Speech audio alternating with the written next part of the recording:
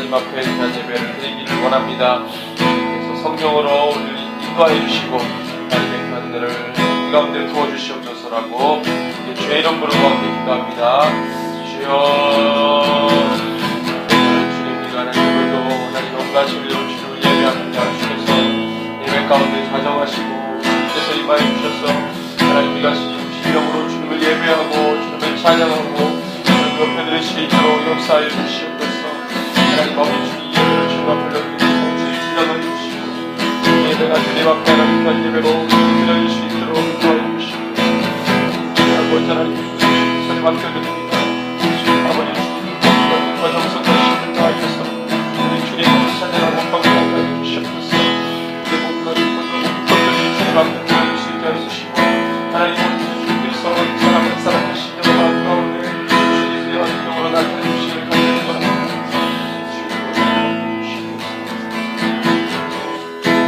함께 찬양합시다. 두 손 들고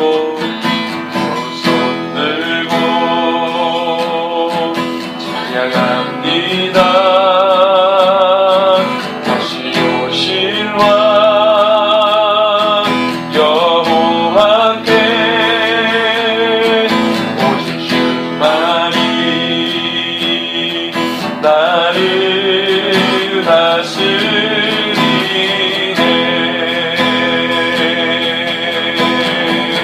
두 손 들고 찬양합니다.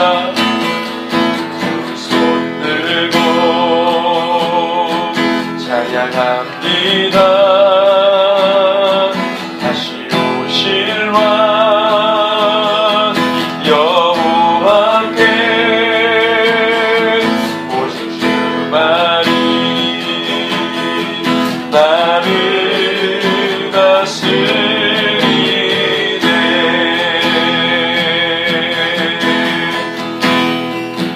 나 주님 말에서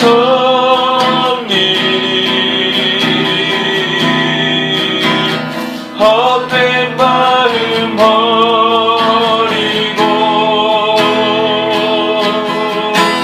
성령의 연애 영혼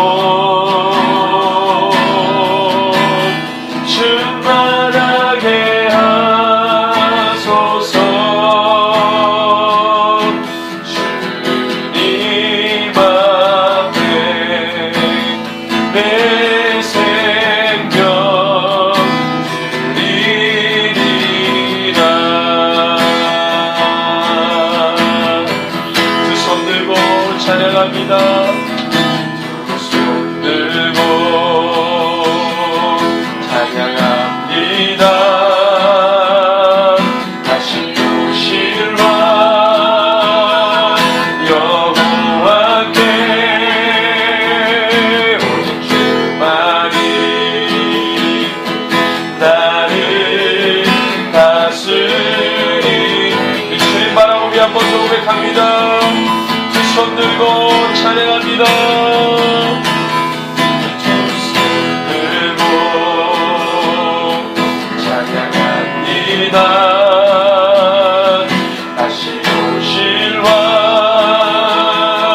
여호와께 오직 주만이 나를 다스리네. 나 주님만을 섬기리. 나 주님만을 섬기리. 헛된 마음 버리고 성령의 연애 영혼 충만하게 하소서. 나 주님만을 섬기리. 나 주님만을 섬기리. 헛된 마음 버리고 성령의 연애 영혼 충만하게 하소서.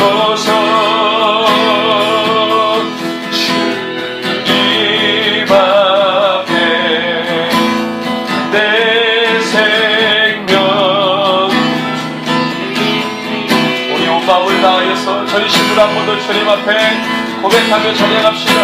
두 손 들고 찬양합니다. 두 손 들고 찬양합니다.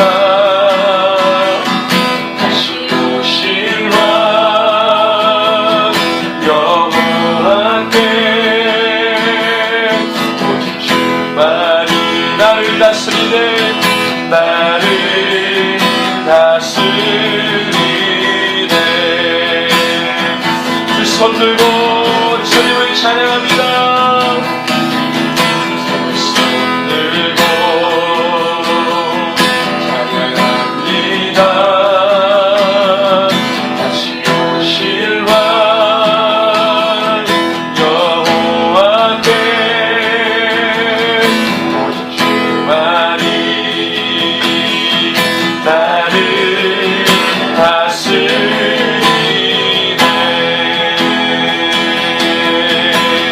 나 주님만을 섬기니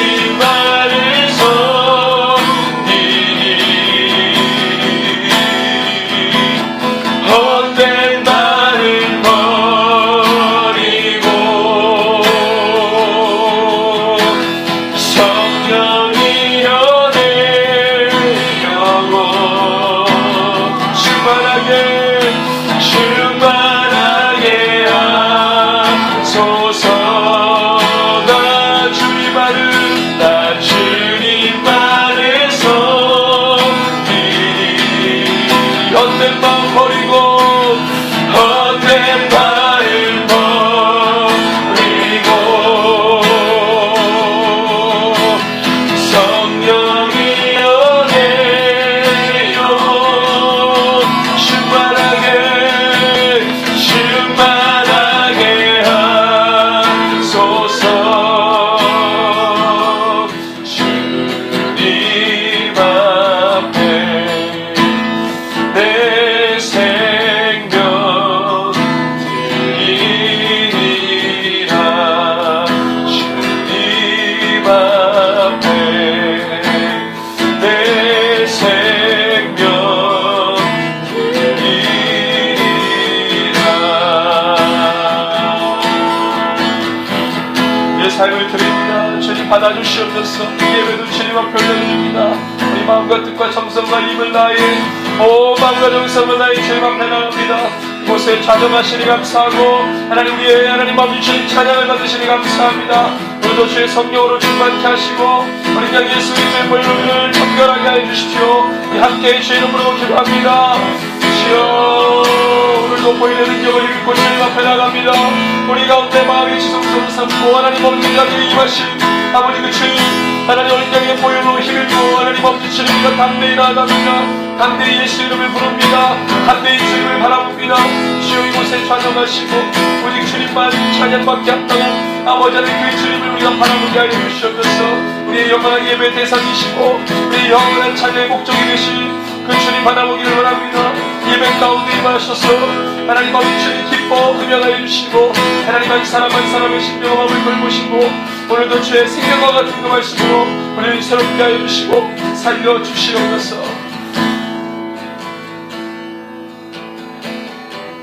만세전부터 저희를 택하시고 하나님의 자녀 삼아주시니 감사합니다. 하나님을 아버지라 부를 수 있는 특권을 저희들에게 허락하시니 너무나도 감사합니다. 그래서 너무나도 사랑합니다. 주님, 오늘도 저희들 수요예배로 하나님 앞에 나올 수 있게 하시니 감사합니다. 마음을 들이며 나가며 몸을 들이며 주님 앞에 나아갑니다. 하나님 이 시간 저희 예배 가운데 온전히 임재하여 주시고 저희들 예배를 온전히 받아 주시옵소서. 저도 너무나도 부족하지만 그럼에도 불구하고 주님 나왔습니다. 이 시간 사모하는 마음으로 나왔사오니 하나님 말씀하실 때 저희들 온전히 정말 들을 수 있게 하여 주시고 온전히 그 말씀을 아멘으로 화답하며 나아갈 수 있는 시간 되어질 수 있도록 인도하여 주시옵소서. 오늘도 마가복음 말씀으로 말씀을 맥을 잡을 텐데 정말 귀한 말씀으로 아버지 하나님 함께하여 주시고 또 전하시는 목사님이 함께하셔서 정말 저희들에게 필요한 말씀 정말 저희의 삶 가운데 알아야 할 말씀들이 저희들에게 전해질 수 있도록 성령 하나님 온전히 목사님 붙들어 주시옵소서. 온전히 예배를 받으시며 함께 하실 하나님을 찬양하며 이런 말씀 예수님의 이름으로 기도드립니다. 아멘.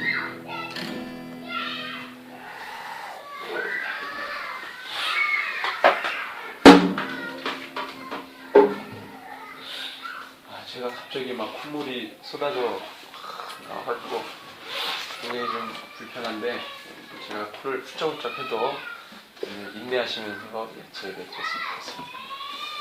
오늘 마가복음 4장 씨 뿌리는 비유 우리 지난번에 했는데 이 부분이 참 중요하기 때문에 우리 또 오늘 좀 깊이 4장 전체에 대한 씨 뿌리는 비유 우리 좀 깊이 보도록 하겠습니다.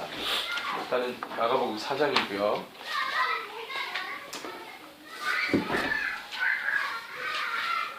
예좀 닫아.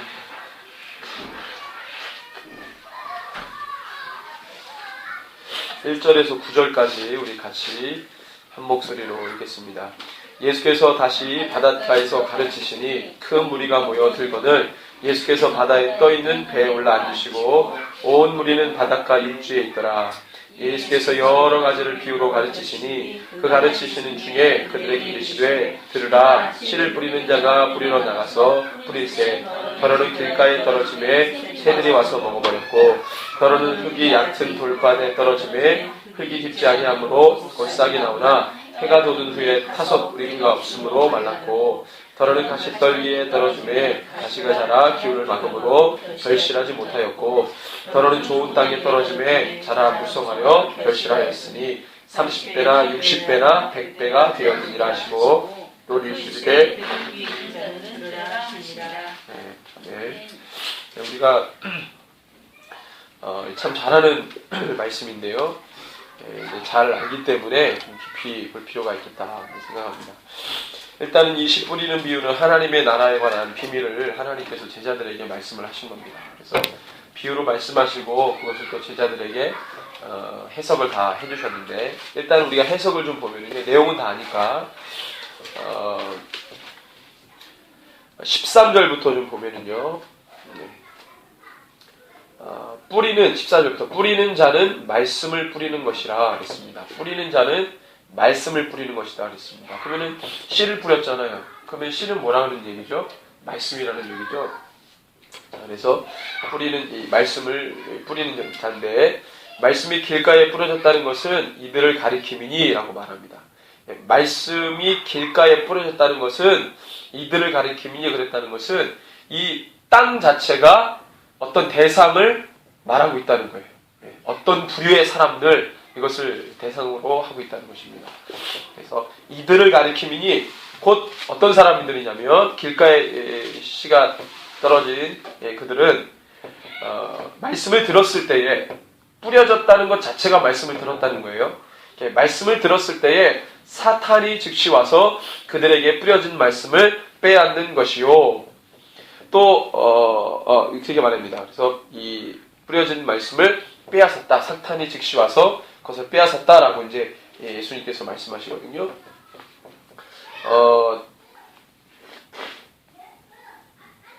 이와 관련해서 우리 누가복음 말씀을 좀 같이 살펴보면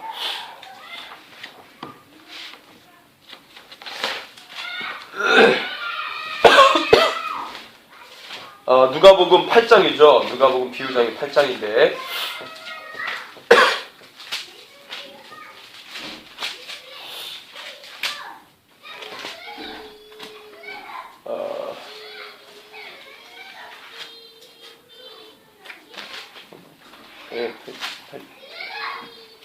장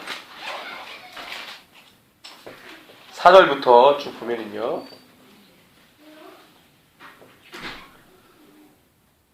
자, 12절부터죠.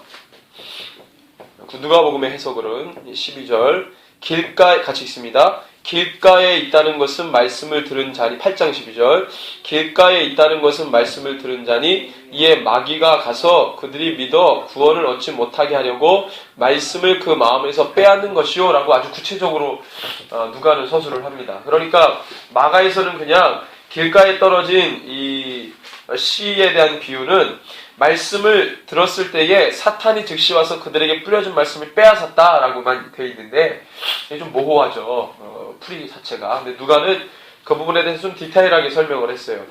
길가에 있다는 것은 말씀을 들었는데 이에 마귀가 가서 그들이 믿어 구원을 얻지 못하게 하려고 말씀을 그 마음에서 빼앗았다라고 표현합니다.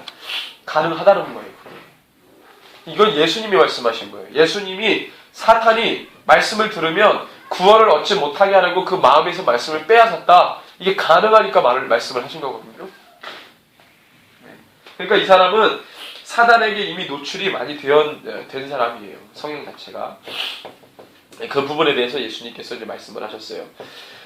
그리고 이제 돌밭에 뿌려졌다는 거, 마가복음 4장 16절이죠. 이와 같이 돌밭에 뿌려졌다는 것은 이들을 가리킴이니 곧 말씀을 들을 때에 즉시 기쁨으로 받으나 17절 그 속에 뿌리가 없어 잠깐 견디다가 말씀으로 인하여 환난이나 박해가 일어나는 때에는 곧 넘어지는 자요. 있습니다. 말씀의 연약함으로 인해 넘어졌다는 거예요. 자, 이 돌밭에 뿌려졌다는 자는 즉시 기쁨으로 받았다 그렇게 말해요. 이런 성향의 사람은 뭐라 그랬냐면 즉시 말씀을 받았을 때 즉시 기쁨으로 받으나 대부분은 여기에 속할 것 같은데 우리가 말씀 받을 때는 기쁨으로 받잖아요. 즉시 기쁨으로 받으나 그 속에 뿌리가 없는 거예요. 뿌리가 깊이 어디에가 뿌리를 박지를 못했어요. 뿌리가 없어요. 뿌리가 없어서 잠깐 견디다가 말씀의 깊이가 깊지 않아서 그로 말미암아 환난이나 박해가 일어나는 때에는 곧 넘어진다 그랬습니다. 그럼 우리 누가복음의 해석을 좀 볼까요?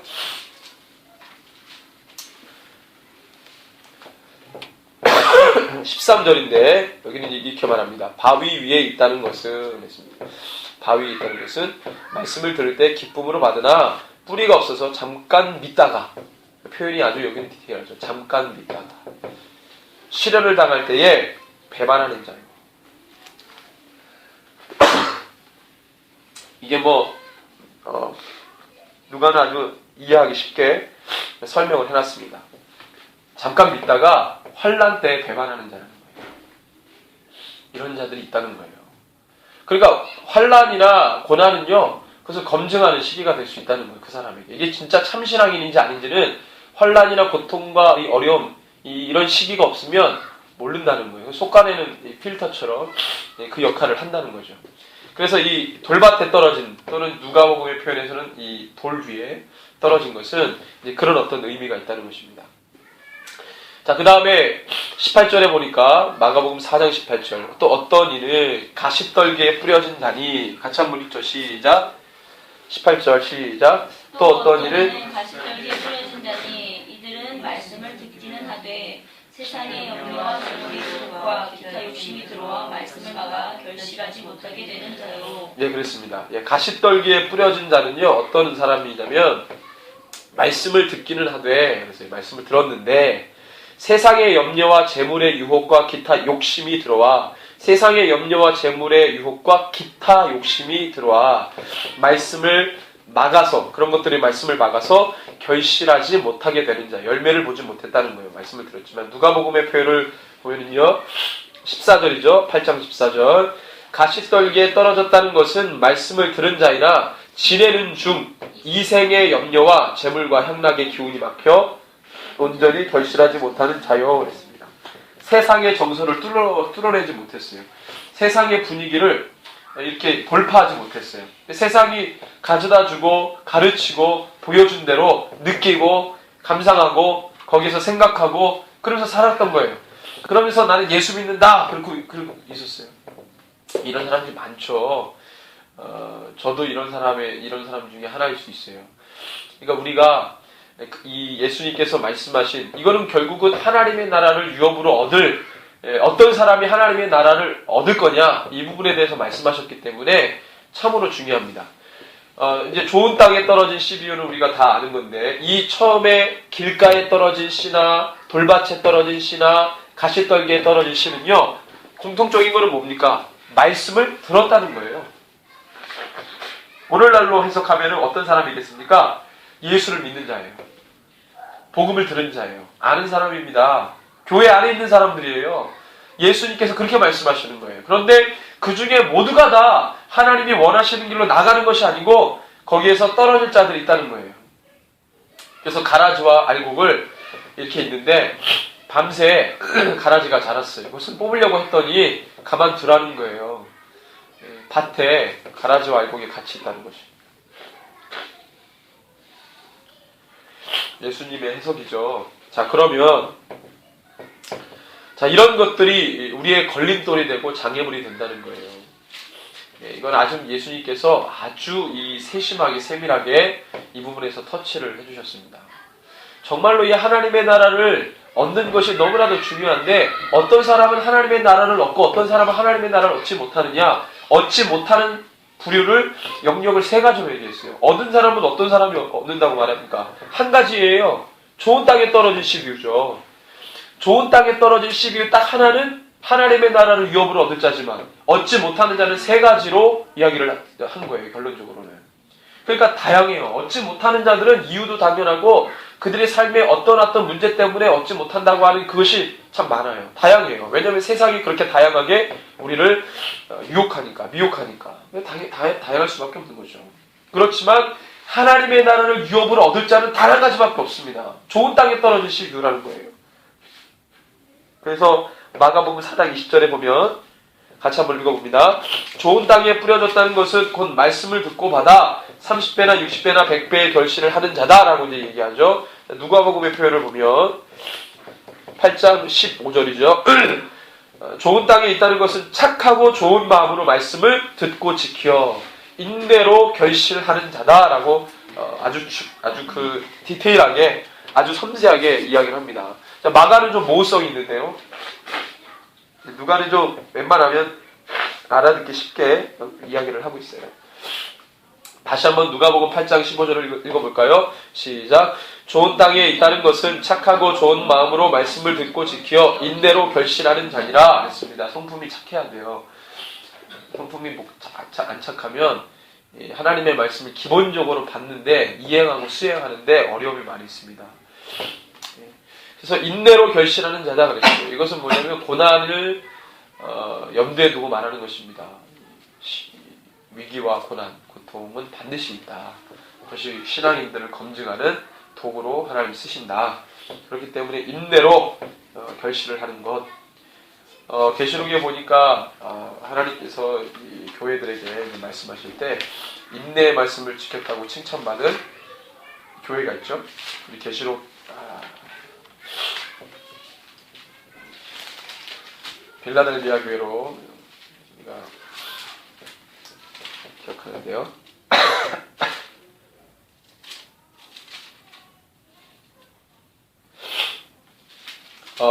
3장, 계시록 3장 10절입니다. 10절. 9절부터 읽어볼까요? 9절 8절부터 10절까지 시작. 볼지어다 내가 내 앞에 열린 문을 두었을 때 능히 닫을 사람이 없으리라. 내가 내 행위를 아노니 너가 적은 능력을 가지고서도 내 말을 지키며 내 이름을 배반하지 아니하였도다. 보라 사탄의 회당 곧 자칭 유대인이라 하나 그렇지 아니하고 거짓말하는 자들 중에서 몇을 내게 주어 그들 와서 내 발 앞에 절하게 하고 내가 너를 사랑하는 줄을 알게 하리라. 너가 나의 인내의 말씀을 지켰은즉 내가 또한 너를 지켜 시험의 때를 면하게 하리니 이는 장차 온 세상에 임하여 땅에 거하는 자들을 시험할 때라 했습니다. 무슨 말씀이요? 인내의 말씀. 인내의 말씀. 하나님의 나라를 유업으로 얻을 단 한 가지의 방법밖에 없어요. 하나님의 말씀을 불순종한 여러 가지 많은 조건과 여러 가지 이유들이 있겠지만 하나님의 나라를 유업으로 얻을 조건과 이유는 딱 하나밖에 없습니다. 하나님의 말씀을 순종하는 거예요. 그거밖에 없어요. 착하고 좋은 마음으로 인내의 말씀으로 지키는 것이죠. 그거 외에는 다른 게 없어요. 그래서 이 네 가지 땅에 떨어진 씨 비유는요, 그거를 얘기해요. 못하는 세 가지, 할 수 있는 한 가지, 그걸 나눴다는 것입니다. 할 수 있는 한 가지 붙잡으시기 바랍니다. 자, 자, 그래서 여기 보면은요, 표현이,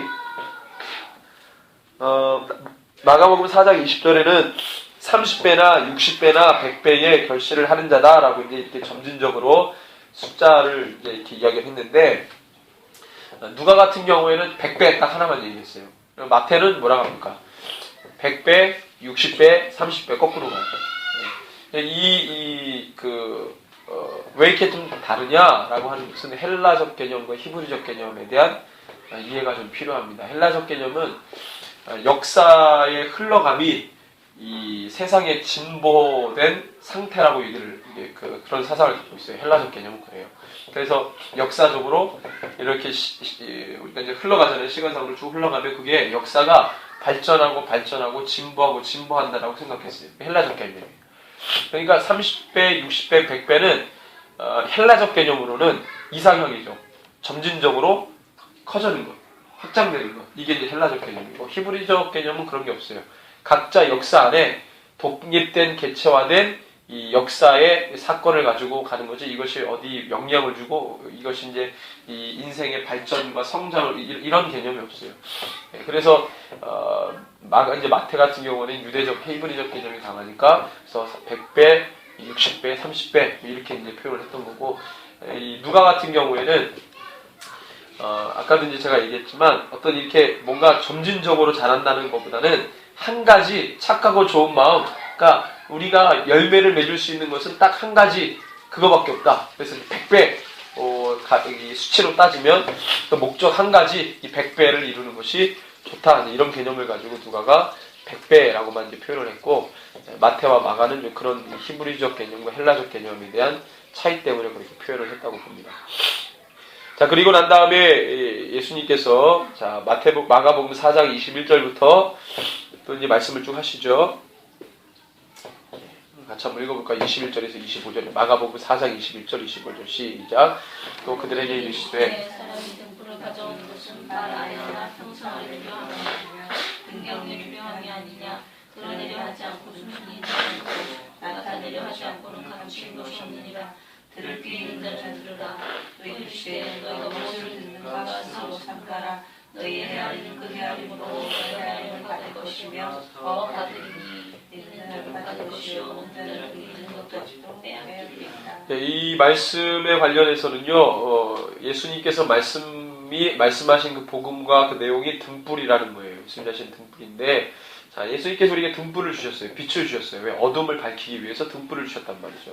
등불을 가져오는 것은 말 아래나 평상 아래에 두려 함이 아니라 등경 위에 두려 한다. 그래서 모든 사람들이 그 빛을 보도록 하고 등경 위에 둘 때 어둠이 다 사라지도록 하는 기능을 이제 등불이 하잖아요. 자, 예수님의 말씀, 그분 자신이 복음이 그분의 입으로부터 나오는 그 모든 이 말씀이 바로 이 등불이라는 거예요.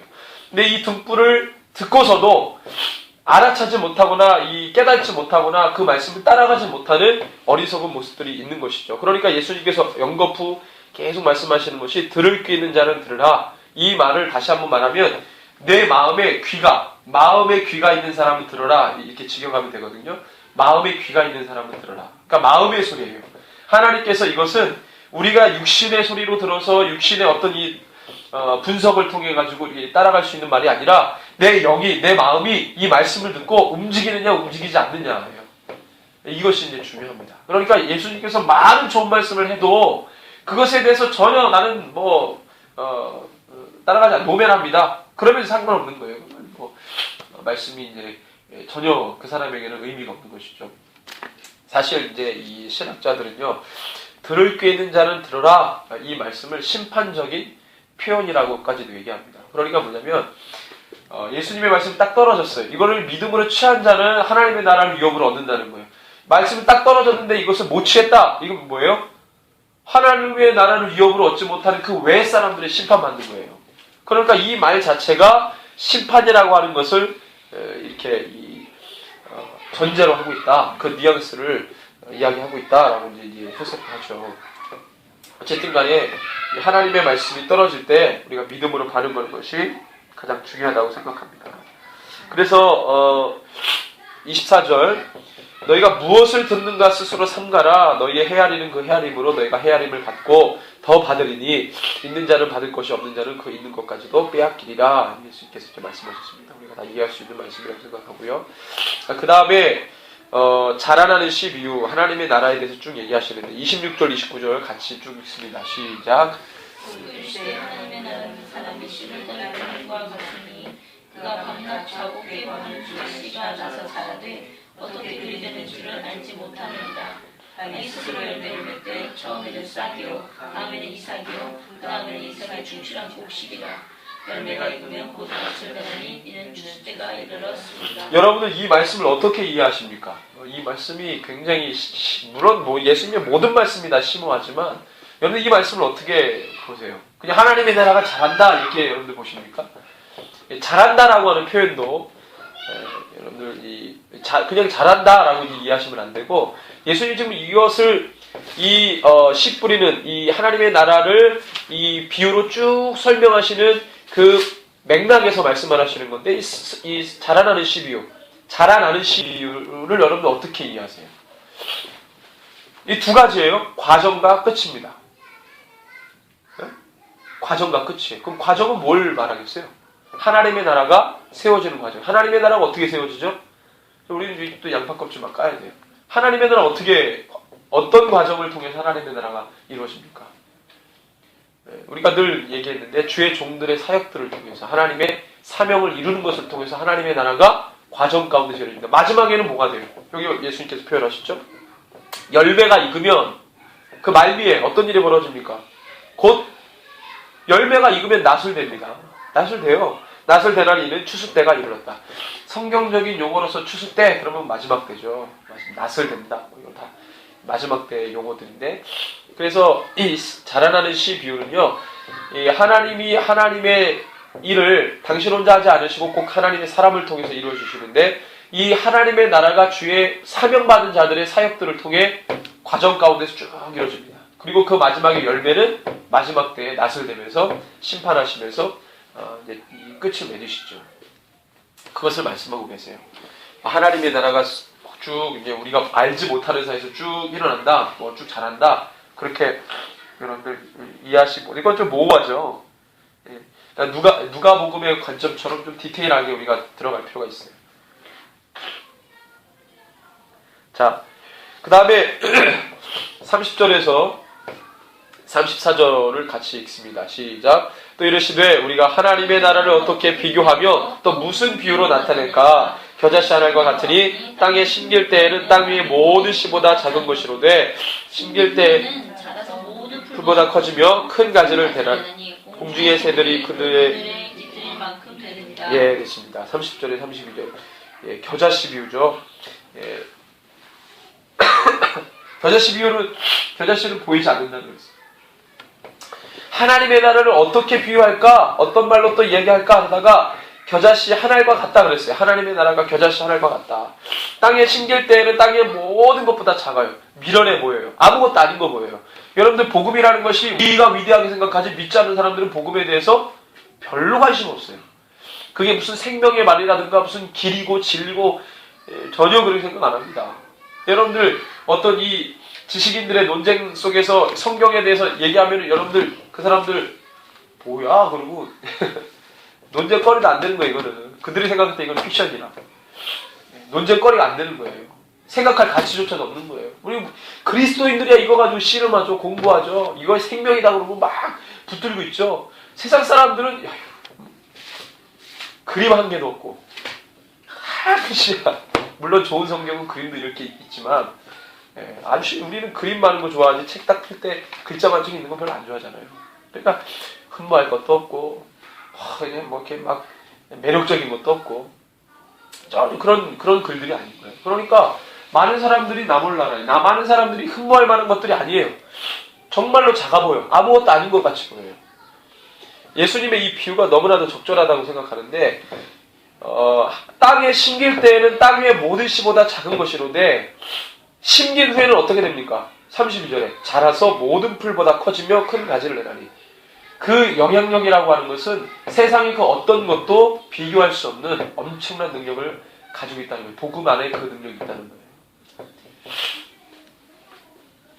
그래서 모든 것들이 와가지고 거기서 깃들고요. 큰 가지를 내고 거기서 이제 모든 것을 이제 누릴 수 있는 것이죠.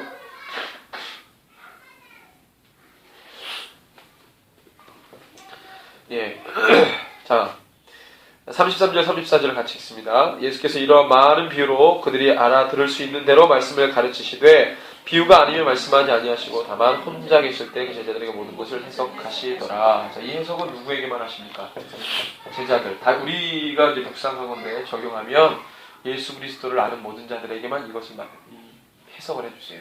그러니까 우리가 하나님의 말씀을 다 받았어요. 받았으면 이 말씀을 열어서 깨닫게 되는 것은 모든 사람이 아니라 예수 그리스도의 종된 자들에게만 이것이 이제 열려지는 거예요.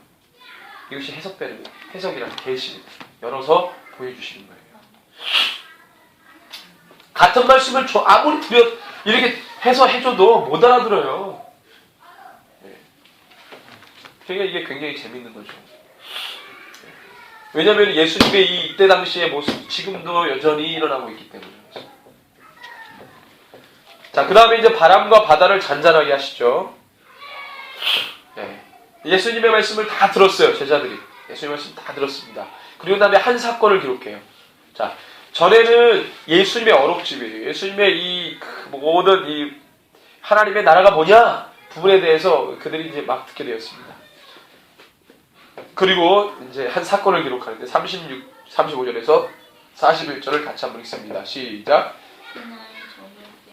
제자들이 이르시되 우리가 저편으로 건너가자 하시니 그들이 물을 떠나 예수를 배에 계신 그대로 모시고 가매 다른 배들도 함께 하더니 큰 물이 일어나며 물결이 배에 부딪혀 들어와 배에 가득하게 되었더라. 예수께서는 그 물에서 베개를 메고 주무시더니 제자들이 깨우며 이르되 선생님이여 우리가 죽게 된 것을 돌보지 아니하시나이까. 예수께서 깨어 바람을 일으키시며 바다더러 이르시되 잠잠하라 고요하시니 바람이 그치고 아주 잔잔하시더라. 이에 제자들에게 이르시되 어찌하여 이렇게 무서워하느냐 너희가 어찌 믿음이 없느냐 하시니 그들이 심히 두려워하여 서로 말하되 그가 누구이기에 바람과 바다도 순종하는가. 건방지죠. 그가 누구이기에. 여러분들 이게 어떤 왜 이 사건이 여기 끼어 들어갔을까요? 예수님이 하나님의 나라에 대해서 쭉 얘기하십니다. 이 사건을 왜 그날 저물 때거든요. 35절에. 그러면 이 전의 사건과 같은 시간대에 있는 사건이에요. 그날 저물 때니까. 그날 저물 때에 제자들에게 이르십니다. 우리가 저편으로 건너가자 그랬어요. 저희 건너가는 가운데 생긴 사건이에요. 왜 이 사건이 여기 들어가 있을까요? 그리고 그들의 고백이 저 사람이 도대체 누군데 이 모든 피조세계가 그 말 한마디에 순종하냐 그랬어요. 반어법이에요. 여러분들 하나님께서 만드신 피조물들이 다 하나님 말씀 순종합니다. 특별하게 순종 안 하는 존재가 있어요. 바로 사람, 인간. 어떻게 인간은 하나님께서 아주 골똘히 정말로 아름답게 본인의 형상과 모양대로 창조한 정말로 독특한 존재인데 사람 참 많이 받은 존재인데 그 존재가 오히려 하나님 말씀 어겨요. 다른 어떤 삼라만상은 다 하나님 말씀, 하나님이 운행하시는 법칙에 따라서 다 제 일들을 잘 감당하고 있어요. 유독 사람이 안 해요. 저런데 이 하나님의 나라를 선포할 때 이 말씀을 듣고 순종해야 되는데 듣지 않고 불순종하는 자들 누굽니까? 사람들이에요. 바다는 하나님 말씀 한마디에 잠잠해집니다. 말하는 즉시 뭐예요? 그대로 해요. 이걸 말하는 거예요. 너희는 왜 순종하지 않냐? 너희는 하나님의 말씀이 입에서 딱 떨어지면 그 말씀을 이 바다가 잔잔해지는 것처럼 그렇게 순종해야 되는데 이 말씀이 뭐야? 헤아리는 거예요. 그리고 있는 거예요. 아 이게 뭐야? 나하고 상관 있는 거야? 정말 능력이 있는 거야? 정말 진리야 이거? 헤아리고 있는 거예요. 근데 예수님이 풍당이 이러는데 바다 보고 야 바다야 너 잠잠해라 그랬더니 바다가 나한테 상관이 있는 나한테 그런 거야 지금? 바다가 지금 그 말을 헤아리고 있습니까? 즉시 잠잠하잖아요. 즉시. 그렇죠? 자, 39절에 보니까요. 재밌는 표현이 나와요. 예수께서 깨어 바람을 어떻게 해요? 꾸짖으시며. 여러분들 꾸짖다. 여러분들 바람에게 꾸짖다라는 표현이 어법상 맞아요? 틀려요? 틀려요. 그걸 뭘 어떻게 하는 거예요? 이 자연을 인격으로 본 거예요. 그죠? 인격으로 본 거예요. 그러니까 바다 보고 뭐예요? 바람 보고 꾸짖는다 이런 표현을 하는 거예요. 바다더러 이르되 잠잠하라 고요하라 하시니 바람이 그치고 아주 잔잔해집니다. 그대로 그 말씀 떨어짐과 동시에 그대로 하는 거예요. 그러니까 이 사건이 여기 왜 끼어들어갔냐면 그거를 보여주는 거예요. 모든 자연들은 다 하나님 말씀 순종하는데 너희들은 순종하지 않는다는 거예요. 헤아린다는 거예요. 머릿속으로 확 헤아린다는 거예요. 자연은 그렇게 하지 않는데. 그러니까 믿음의 사람이라고 하는 것은 좋은 말을 많이 들었다고 해서 믿음이 생기지 않습니다. 아니 제자들이 3년 반 동안 예수님 말씀 떨어진 그 바로 옆에서 가장 좋은 얘기는 다 듣고 다녔어요. 사도들이. 그런데 십자가 앞에서 다 도망가잖아요. 뭐 좋은 말 들었다고 순종하는 거 아니에요. 믿음 생활 잘하는 거 아니에요. 개떡 같은 말도 어떻게 해요? 찰떡같이 부흥강사 목사님들 잘 얘기하잖아요. 개떡 같은 말도 찰떡같이 잘 알아들으면 뭐 어쩌고 저쩌고 얘기하잖아요. 그 말이 이 말이에요. 그 말이 이 말이에요. 예수님께서 이런 사건을 통해서 너희들은 믿음이 없고 오히려 하나님의 형상과 모양대로 창조되지 않은 그냥 이 자연 삼라만상이 오히려 더 하나님의 말씀이 딱 떨어진과 동시에 그대로 그 역할을 한다. 그렇게 얘기합니다. 그러니까 41절에 순종이라는 단어를 쓰잖아요. 바람과 바다도 순종하는도다. 그 단어를 쓰잖아요. 아니, 바람과 바다가 무슨 인간이에요? 순종하게? 그냥 그 시간대에 그냥 잠잠해졌나 보지. 뭐 우리가 이러고 말잖아요. 꼭.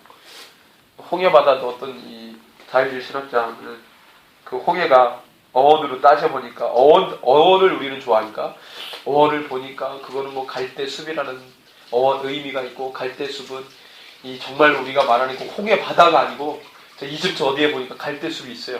빨간 갈대숲. 그 홍해라고 하는 말하고 갈대숲이라는 이 단어하고 뉘앙스가 비슷하니까 그거라고 하고 왜냐면 홍해가 갈라졌다는 건 절대 못 믿으니까 그거는 정말로 난 그거 못 믿어. 못 믿는다고 딱 픽스를 시켜놓고 연구를 하니까 딱 튀어나오는 게 갈대숲이다. 벌건 갈대숲이다. 그래서 이게 홍해구나 이러고 있는 거예요. 근데 그게 성경의 창세기부터 요한계시록까지 그렇게 접근하는 사람들이 굉장히 많습니다. 굉장히 많아요. 여러분들 몰라서 그렇죠. 하나하나 따져보면 뭐 말도 안 되는 얘기가 많아요. 하여튼 뭐 이런 부분들이 참 우리에게 도전을 주죠. 바람도 순종하는데 우리는 순종 안 해요. 하나님의 귀한 말씀을 다 듣고 앉아있는데도 아직도 헤아리고 있어요. 그게 바로 우리예요. 자, 또 연이어서 사건 하나가 나옵니다. 5장 1절에서 6절 같은 맥락에서 이런 보시면 되는데 1절에서 20절까지 우리 같이 한번 읽습니다. 시작. 예수께서 바다 건너편 거라사에 있는 지방에 이르러 배에서 나오신 더러운 귀신 들린 사람이 무덤 사이에서 나와 예수를 만나니라. 그 사람은 무덤 사이에 거처하는데 이제는 아무도 그를 쇠사슬로는 맬 수 없게 되었으니 이는 여러 번 고랑과 쇠사슬에 매어 쇠사슬을 끊고 고랑을 깨뜨렸음이로라.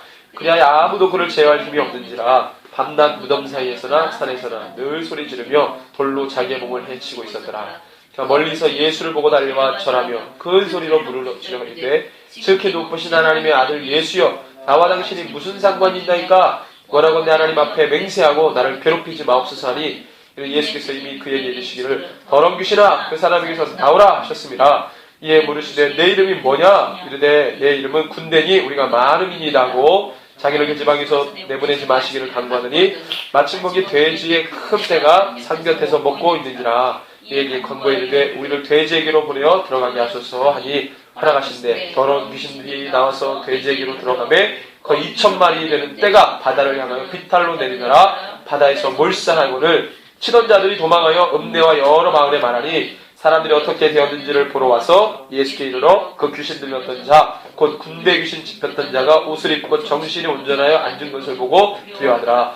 이에 귀신 들렸던 자가 당한 것과 돼지회를 본 자들이 그들에게 알리매 그들이 예수께 그 지방에서 떠나시기를 간구하더라. 예수께서 배에 오르실 때에 귀신 들렸던 사람이 함께 있기를 간구했으나 허락하지 아니하시고 그에게 이르시되 집으로 돌아가 주께서 너에게 어떻게 큰 일을 해가사 너를 불쌍히 여기신 것을 내 가족에게 알리라 하시니 그가 가서 예수께서 자기에게 어떻게 큰 일을 행하셨는지를 대가볼리에 전파하니 모든 사람이 놀랍게. 이 사건이 왜 여기 끼어들어갑니까? 자, 건너편으로 가셨어요. 가라사인의 지방에 이르러 이제 이 사건이 일어납니다. 네. 여러분들 이 귀신 들린 사람이 누군 것 같아요? 이 귀신 들린 사람의 행태. 이게 바로 우리예요. 귀신 들린 사람의 행태는 바로 우리입니다. 우리가 자기의 감정과 자기의 욕망과 육체의 소욕대로 막 살았어.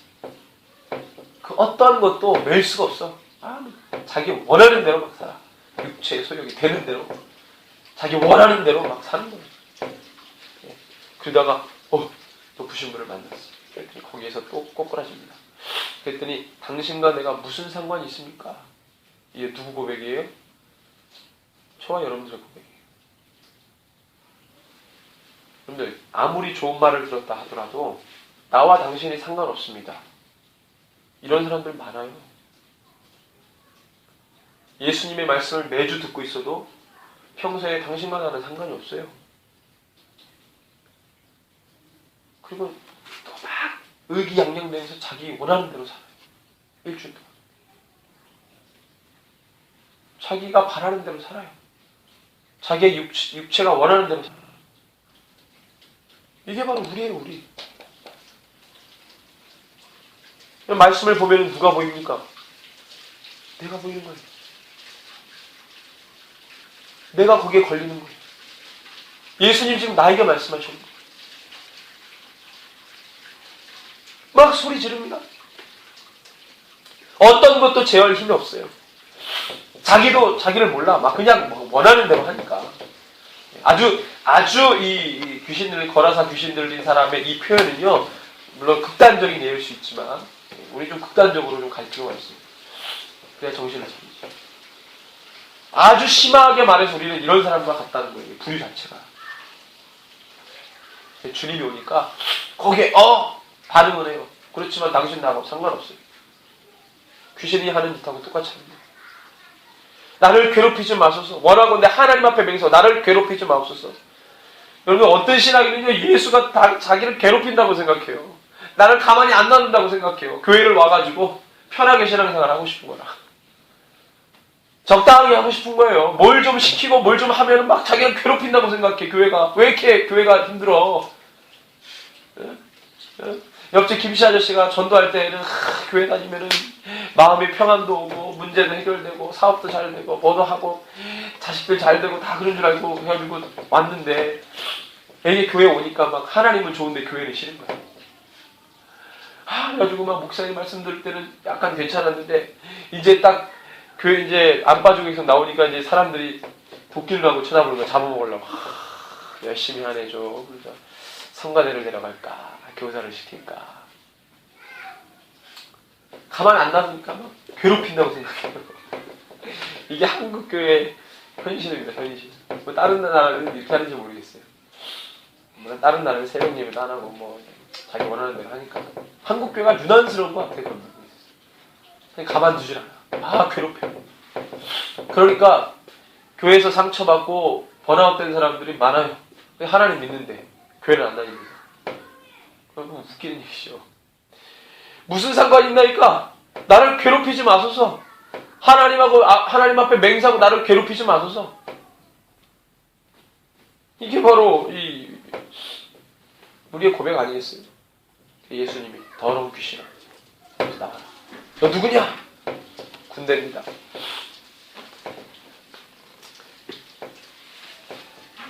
그 귀신도 예수님의 말 한마디에 떠나게 됩니다. 여러분들 이 하나님의 나라의 비유가 진리를 주신 거잖아요. 야, 이것만 따라오면 돼. 이런 거야. 예수님의 제자들에게 다 말씀하셨어요. 해석 다 해주셨어요. 진리가 뭔지, 생명을 따라가는 게 뭔지를 다 예수 말씀하셨어요. 그 말씀을 앞에다 두고 어떻게 반응하느냐 보시는 거예요. 이 말씀이 딱 떨어졌는데 너 어떻게 할래? 너 지금 이 말씀 들었잖아. 너 어떻게 할래? 진리의 말씀을 들었잖아. 너 어떻게 할래?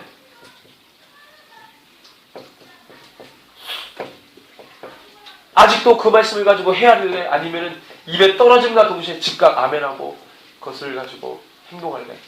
그 말씀하시죠. 어떤 사람은 상관없어요. 괴롭히지 마세요. 가만 놔두세요. 저를 편하게 하고 싶어요.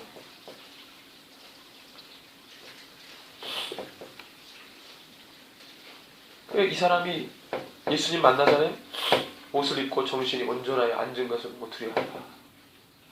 약한 것이 떠나고 있어요. 귀신도 나가라면 나가요. 귀신도 나가라면 나가요. 그랬더니 주위의 반응이 예수님 와 대단하다 이게 아니고 당신 좀 제발 떠나주세요.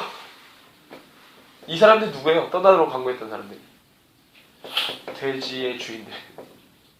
돼지의 돼지를 쳤던 자들 또는 돼지의 주인들. 2,000마리나 되는 돼지. 그 2,000마리의 돼지가 누구 집 돼지겠어요?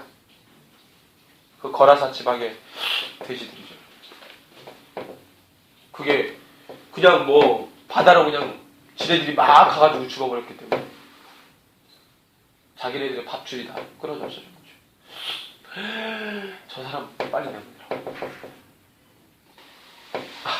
저 사람 있으면 우리 폐가망치가 나가라고.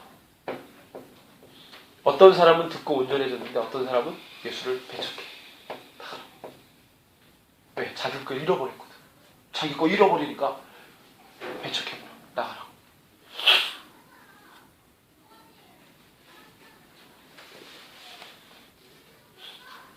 자, 계속 이어집니다. 또 하나 사건이 주어져요. 자, 너 어떻게 할래? 지금 계속 묻는 거예요, 우리에게. 진리의 말씀 떨어졌어. 어떻게 할래? 21절부터 이거는 아주 이제 이 강력한 믿음을 요구하는 것들인데. 자, 21절에서 쭉 보면은요, 여러분 아는 야이로의 딸, 회당장 야이로의 딸.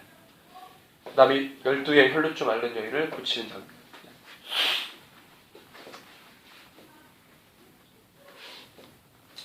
근데 이제 상황은 이거잖아요.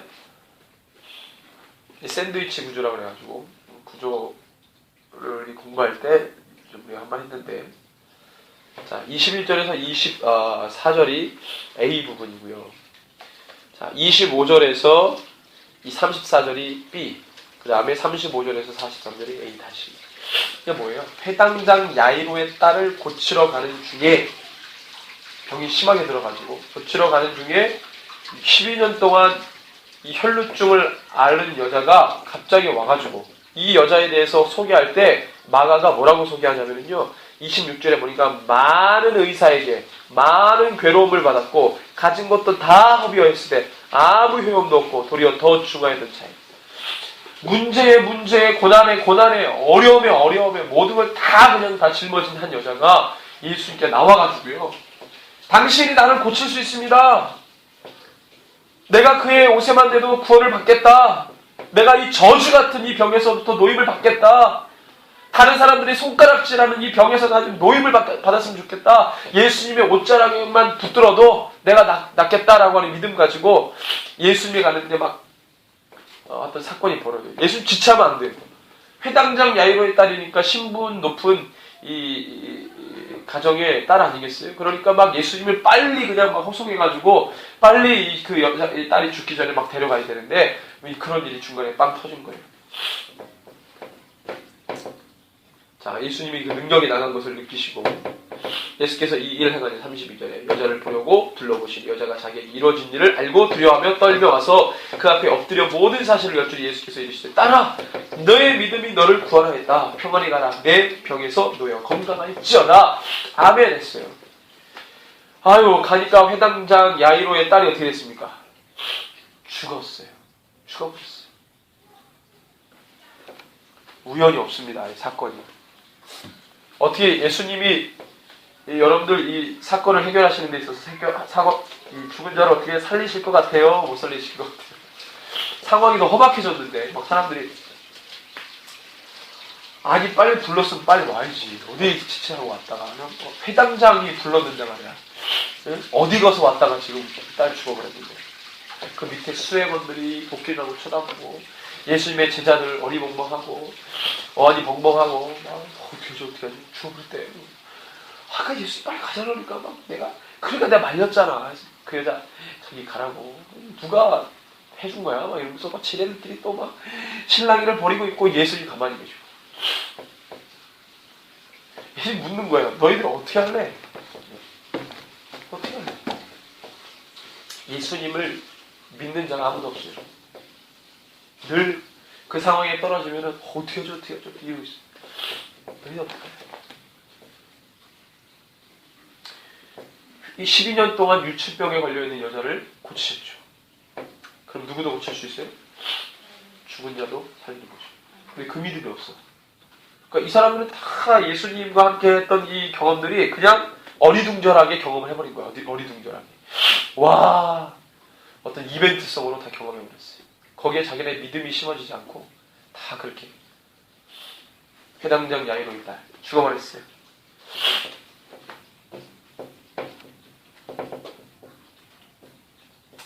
37절에 36절에 보니까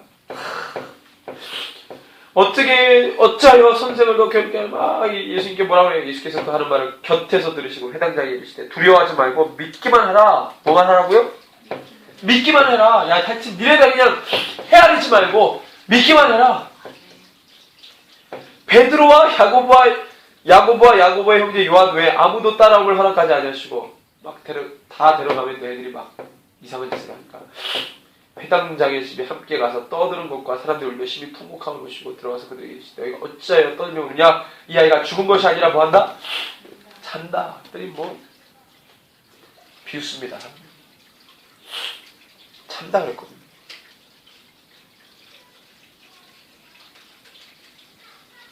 예수님 손을 잡고 달리다 보 소녀야 일어나라. 알아보죠? 달리다 보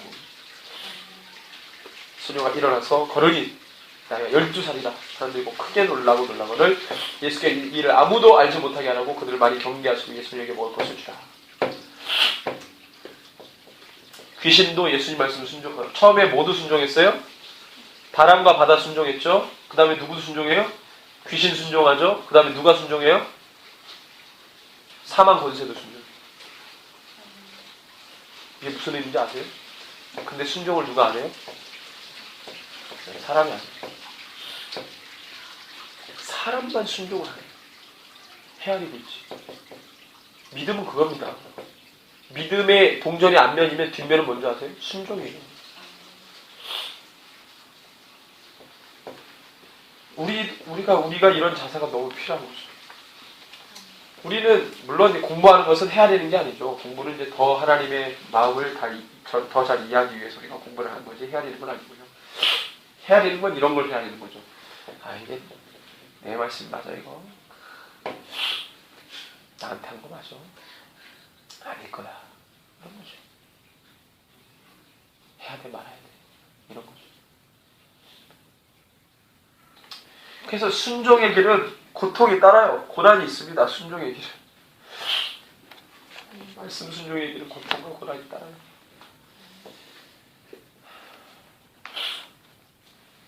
남이 가지 않은 길을 가려고 하니까 참 힘듭니다. 예수님이 그 길을 걸어가시거든요. 남이 가지 않은 길을 가시는 거예요.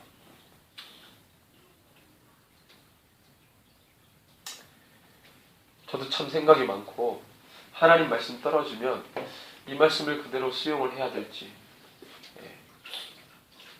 그럴 때가 참 난감할 때가 많이 있습니다. 그러니까 우리가 연약함이 있어요. 참 연약하다는 생각합니다. 근데 또 믿음은 순종이지. 내 생각을 보태는 게 아니고 내 생각을 더하는 것이 아니라 내 생각이 없는 것이. 그게 믿음이고 순종이지. 가슴에서는 그걸 아는데 팔다리가 그렇게 안 움직이는 거예요. 팔다리가. 우리의 연약함을 주님 앞에 고백합니다. 하나님 말씀 떨어지면 그것을 취하고 믿음으로 주님 앞에 결단하고 나가는 주의 종들이 되시기를 바랍니다. 자, 예수님이 이 말씀 하시고 6장에 보니까요 고향에서 배척받으시잖아요. 3차 갈릴리 사역 이제 진행되는 가운데 고난을 받으십니다. 고난을 받아요. 배척받아요. 고향에서 배척받으셔요. 환영받지 않았습니다. 그래서 제가 우리 집을 잘 안 가요.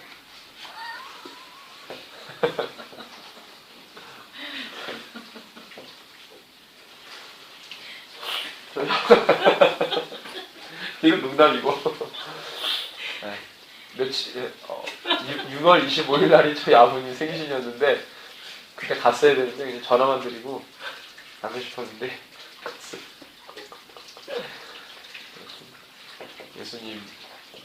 예수님의 모든 걸 닮고 싶지만 하나 안 닮고 싶은 거는 고향에서 배척받으셨다는 거죠. 이런 거 별로 안 닮고 싶어요. 다른 건 다 닮고 싶은데. 그래서 예수님 진리를 따라가다 보면 고통과 고난이 늘 있기 마련입니다. 두려워하지 마십시다. 그것을 믿음으로 뚫고 가는 신실한 주의 종들이 되시기를 바랍니다. 현재 시간에 기도합니다. 주님, 우리가 말씀을 듣고 행할 능력을 주십시오. 믿음에 설 수 있는 은혜를 부어주시옵소서. 세상 바라보지 않고 내 육체대로 원하는 것을 행하고 육신의 소욕대로 행하려고 하는 그 모든 세상의 것들을 다 잠재우시고 하나님의 영으로 주장된 삶을 살게 해주십시오. 라고 간절한 마음으로 주의 이름으로 함께 기도합니다. 주여, 아버지 하나님, 주님 그렇습니다. 우리가 주의 성령으로 행하는 자들이 되게 하여 주시옵소서. 성령이 하나님께서 우리 가운데 말씀하시고 우리 가운데 하나님 가게 하시는 그 모든 것들을 우리가 믿음으로 보게 하여 주시옵소서. 우리가 그렇게 따라가길 원합니다. 우리가 그렇게 주님 바라보길 원합니다. 하나님 아버지, 주님께서 우리 가운데 날마다 주시는 말씀을 아멘으로 화답하며 나갈 수 있기를 간절히 소원합니다. 우리의 연약함이 있습니다. 부족함이 있습니다. 그럼에도 불구하고 주님의 뜻 가운데 발맞춰 나갈 수 있는 신실한 주의 일꾼들 되게 하여 주시옵소서. 그렇게 우리가 주님 뜻을 가지고 나가기를 소원합니다. 주님 이름 모여주시고 함께 하여 주시옵소서. 존귀하신 주님, 오늘도 말씀을 통해 우리의 삶을 주님께서 깊이 보게 하여 주시고 또 하나님 주님 앞에, 하나님 무릎 앞에 또 우리가 진실로 고백하며 나갈 수 있는 시간 주시니 감사합니다. 주여, 우리가 신실하게 주님 앞에 서기를 원합니다. 주님 앞에 한번 정한 그 마음을 지속적으로 가져갈 수 있도록 우리 가운데 기름 부어주시고 또 주님께서 보게 하시고 하게 하시는 그 모든 일들 속에 주의 능력을 부으셔서 우리가 그것을 떠나지 않고 오직 주의 일을 감당하는 주의 일꾼들 되게 하여 주시옵소서. 그 말씀을 통해 우리가 아멘 하였습니다. 아멘한 대로 살게 하시고 주의 뜻 가운데 발맞춰 나갈 수 있는 신실한 일꾼들 되게 하여 주시옵소서. 지금은 우리 구주 예수 그리스도의 크신 은혜와 하나님 아버지의 무한하신 사랑과 성령 하나님의 위로 감동, 교통 충만, 치유 회복케 하시니 하나님 순종하고 말씀 가운데 믿음으로 따라가기를 오늘도 결단하는 우리 새벽에서 공동체의 모든 예배자들, 저들의 삶과 상황과 환경과 고백 위에 이제로부터 영원토록 함께 계실지어다. 아멘.